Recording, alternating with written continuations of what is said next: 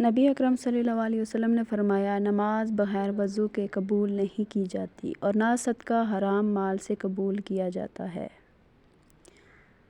رسول اکرم صلی اللہ علیہ وسلم نے فرمایا، جب مسلمان یا مومن بندہ وضو کرتا اور اپنا چہرہ دھوتا ہے تو پانی کے ساتھ یا پانی کے آخری قطرے کے ساتھ اس کے چہرے سے وہ تمام گناہ جھڑ جاتے ہیں جو اس کی آنکھوں نے کیے تھے، یا اسی طرح کی کوئی اور بات فرمائی۔ پھر جب وہ اپنے ہاتھوں کو دھوتا ہے تو پانی کے ساتھ یا پانی کے آخری قطرے کے ساتھ وہ تمام گناہ جھڑ جاتے ہیں جو اس کے ہاتھوں سے ہوئے ہیں، یہاں تک کہ وہ گناہوں سے پاک و صاف ہو کر نکلتا ہے۔ نبی اکرم صلی اللہ علیہ وسلم جب قضائے حاجت کے لیے بیت الخلاء میں داخل ہوتے تو پڑھتے، اللہم انی اعوذ بک من الخبث والخبائث، اے اللہ میں تیری پناہ چاہتا ہوں ناپاک جنوں اور ناپاک جنیوں سے۔ اللہ اس انسان کا چہرہ تر و تازہ رکھے جو حدیث سنے اور اسے یاد کرے اور پھر دوسرے لوگوں تک پہنچائے۔